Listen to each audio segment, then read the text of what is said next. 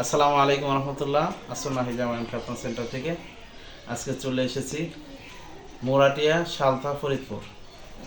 এই যে আমার সাথে যে বাচ্চাটি দেখতেছেন, ওকে মুসলমানি করাইছি। আলহামদুলিল্লাহ, কোনো কান্নাকাটি নাই, কোনো কিছু নাই, ভয় নাই, একেবারে পুরো সাহসের সাথে শুয়েছিল। আমার কাজ শেষ করছি। তোমার নাম কি?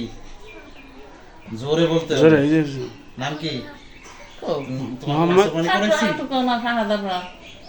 হ্যাঁ, তোমার মুসলমানি করাইছি?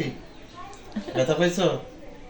সত্যি কথা বলো, কথা বলো, কথা মুখ দিয়ে কথা বলো। ব্যথা পাইছো?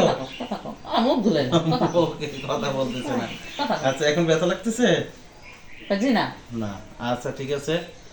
তো আমাদের কাছ থেকে যদি আপনার আদরের বাচ্চা খাতনা করান, তাহলে এভাবেই সুস্থ থাকবে ইনশাআল্লাহ।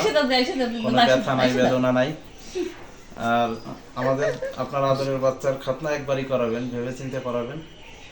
কোন জায়গা থেকে করাইলে আপনার বাচ্চাটা সুস্থ থাকবে, শান্তিতে থাকবে।